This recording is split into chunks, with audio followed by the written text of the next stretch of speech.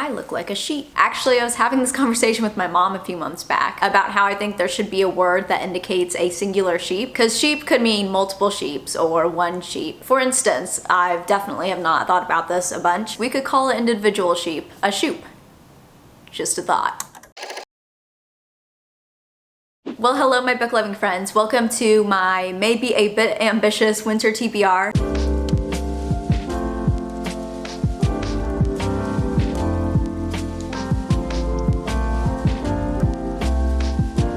I've got a smorgasbord here today. Some romances, arguably one too many thrillers, some fantasy. A lot of these books I've been saving for the winter due to their snowy or winter-esque atmosphere, but I also have a few more recent purchases that may not necessarily be winter themed, but they're just books I really want to get to soon. But I also thought that after I show y'all everything, we could celebrate Christmas a little early, wrap up all the books, number them, and then let fate decide in the form of Siri, my next read. My wrapping paper's over there. It's quite cute paper, like cute in a natural way. Think like boho Christmas. That's the vibe I'm going for this year. Guys, I've come prepared this time to ensure success with my TBR. I'm staying at my parents' over winter break, so of course I have to bring a handful of books with me to keep me busy. So I'm just gonna bring these. I know, revolutionary idea. I surprise myself sometimes with my genius thinking. That was meant to be sarcastic if you couldn't tell. But the only way I'll get distracted with other books is if I go buy more books, which is very possible. But I still think this is a pretty solid plan. Gotta pat myself on the back for that one. All right, starting off with a trilogy whose vibes are a bit juxtaposing. That is the Winter in Paradise series by Ellen Hilderbrand. A lot of the other books I have here today seem to be set in a snowy setting, so this will be nice for when I want a little vacation and take a trip to the beaches of St. John's. It looks like this trilogy follows the Steele family after the wife gets a phone call telling her that her husband has just been killed in a plane crash. But before the family can properly grieve, they must confront the perplexing details surrounding his death on St. John, where they learn that he was pulling a Hannah Montana moment and living a double life. Ellen Hilderbrand's writing style actually reminds me a lot of TJR's because both authors have this sophisticated voice and their stories typically have literary, romance, and mystery undertones. I heard somewhere that in each of these books we follow like a different perspective. Don't quote me on that. I've been meaning to get to another Hilderbrand for a while, so I'm really excited to get into these. I don't have much faith that I'll be able to finish this whole trilogy this winter, and I don't really want to. I think I'll get bored. But I'd be happy if I finish one or two of these books so I can clear the TBR shelf and make room for some future reads that I will inevitably buy. This next book, once I heard took place over Christmas, solidified its place on this TBR. That is Hostage by Claire McIntosh. This is one of those thrillers that revolves around a moral dilemma where the main character's in this impossible situation, and while reading it, it makes you question what you would do if you were in that situation. We basically follow Mina, a flight attendant, as she is on a flight going about her workday as usual, when she gets a note telling her that someone has kidnapped her daughter and the only way she can save her daughter's life is if she crashes the plane with everyone on board. That is frightening.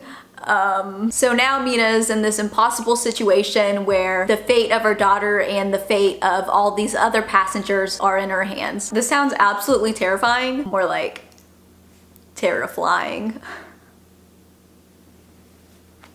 Well, Lisa Jewell says this feels like a blockbuster movie. The only guess I have as of right now regarding who she chooses to save is that she chooses neither of them and somehow gets herself and everyone else out of this situation. But then again, how is she gonna realistically do that? She is literally in midair. The Fine Print by Lauren Asher has been collecting dust on my TBR shelf for almost a year now.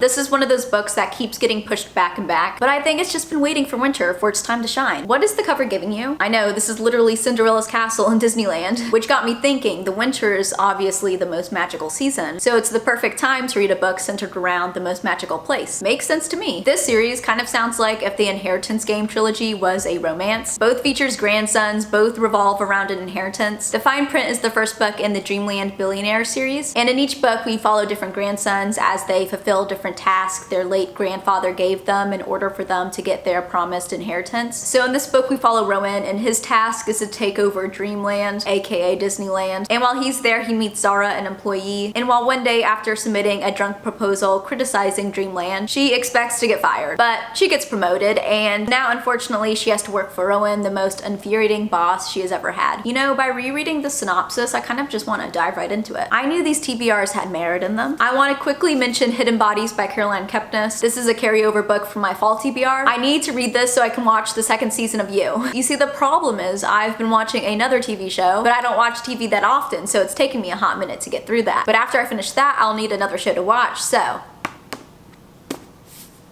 Hopefully by then I will have read this so I can watch the second season of You. The next Calloway sister book, Hot House Flower by Krista and Becca Ritchie, is on the TBR. I'll probably pick this up in January since I just finished reading Kiss the Sky. I'm trying to space the Addicted / Calloway sister books 1 month apart. These books are a guaranteed love. I believe in this book we follow the beginning of Daisy, the youngest Calloway sister, and Reich's relationship. Oh my god, I love Reich. You can just tell by his actions that he's a good guy. Also, Reich's and Daisy's interactions in the previous 3 books. 4 books. Oh my gosh. I can't believe this is the 5th book. Their interactions.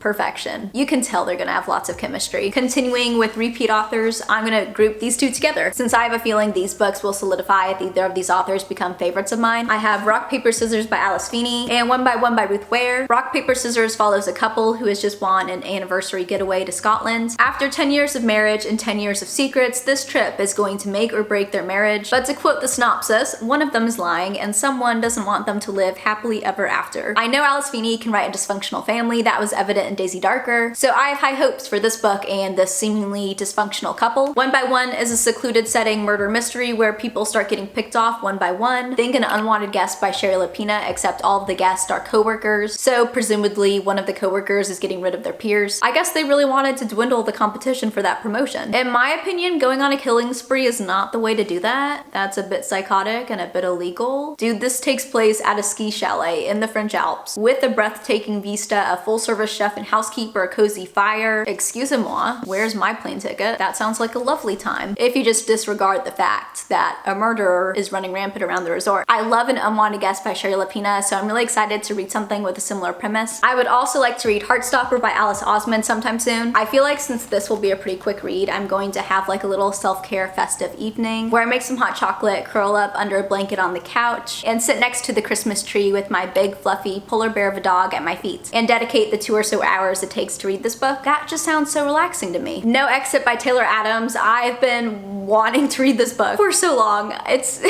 has seemed like years. Why have I been holding out and thus punishing myself? That is not practicing self-love, Sarah. I'm as sure that this will be 5 stars as I'm sure that peanut butter goes with jelly. I have heard nothing but praises about this thriller. We follow Darby, who is on her way home from college when she gets caught in a blizzard, causing her to pull over at this rest stop in the middle of nowhere with no cell reception. As Darby ventures inside, she discovers 4 other people stranding there with her, but while she is there, she discovers a child locked in a crate in the car parked right next to her. This literally sounds like a movie synopsis. Aren't they making this an adaptation? I'll have to double check that, but I'm pretty sure they are. That's exciting. I can watch the movie after I finish the book. But this sounds creepy, suspenseful, thrilling. I will be reading this soon. I'm not even 99.9% sure. I am 100% sure that I will be getting to this book in the next few weeks. That is a promise I'm making to y'all. There's a special place in my heart where holiday romances pay rent-free to live. So of course I do have a couple here. Only 2 surprisingly. There has been so many holiday romances released recently, so I'm gonna wait, read some reviews, and see which ones are actually worth my time and money. But I did pick up Just Like Magic, Sarah Hogel's new release, because 1, the synopsis intrigued me, and 2, I've been wanting to read something else from this author. We follow Betty, whose life as a social media influencer has recently fallen apart, causing her to become a squatter in Colorado. I love that.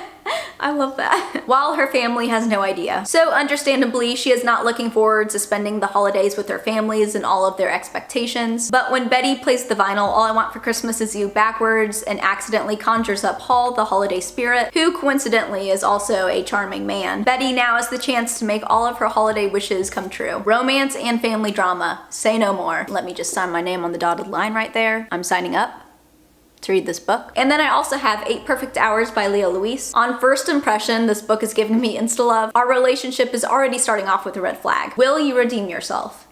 I'm quite skeptical. I probably would not have picked this up if I didn't find it for $4.99. I love the Green Valley Book Fair. I need to go back there. I do not, but it's a big temptation. Just like cheesecake.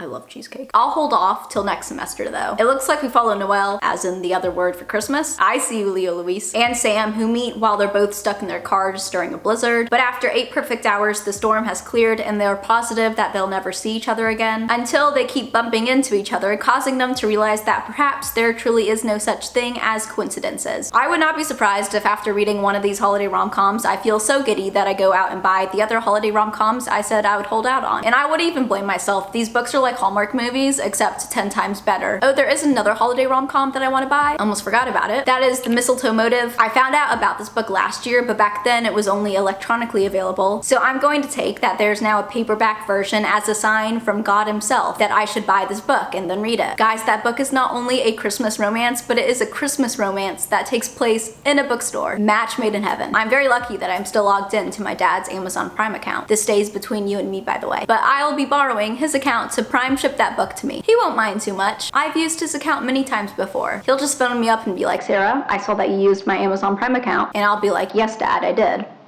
Your point is? The Blood Spell by CJ Redwine. I think the only person I've heard talk about this book is Emmy. Besides that, I've heard zilch. I feel like it's my duty to my younger self to read all of the Cinderella retellings. Like most fantasy, the synopsis is kind of confusing, so I'm just gonna give you the cliff notes. We basically follow Blue, a girl who can turn metal into gold, and Kellen, a crown prince, and they must team up to save the kingdom from this powerful evil. I'm not quite sure where the Cinderella aspects are. I guess that is TBD. You know, this might be a mistake. Fantasy is usually 50-50 for me. Look, Emmy said it was good, so it can't be like absolute trash, right? Okay, so my camera died. Charged it up for about 30 minutes. Let's see how long it lasts. But we are on our last book before we wrap everything up. That is The Overnight Guest by Heather Gudenkoff. When I read the synopsis, in my mind, I pictured the atmosphere as the North Pole. Maybe it's because of this like cabin on the cover. I don't know. For all I know, this could be like Santa's workshop. I love having writers as main characters, and in here, our main character, Wiley, is a true crime writer. Not to sound mean, but like, what is that name? Who is snowed in at this isolated farmhouse she is renting. The snowed in, isolated trope is obviously a common theme in these winter reads, and this house is the perfect place to write if she just ignored the fact that decades earlier, 2 people were murdered here and a girl disappeared. But as the storm worsens, she discovers a small child in the snow outside and quickly comes to the realization that this farmhouse might not be as isolated as she once thought. So is the child going to be like the perpetrator, or is there someone else? I wouldn't be mad if it were the child. That is called confirmation bias, my friends. Okay, I'm going to wrap these books up, number them, and then let Siri decide my next read. Cue the holiday music.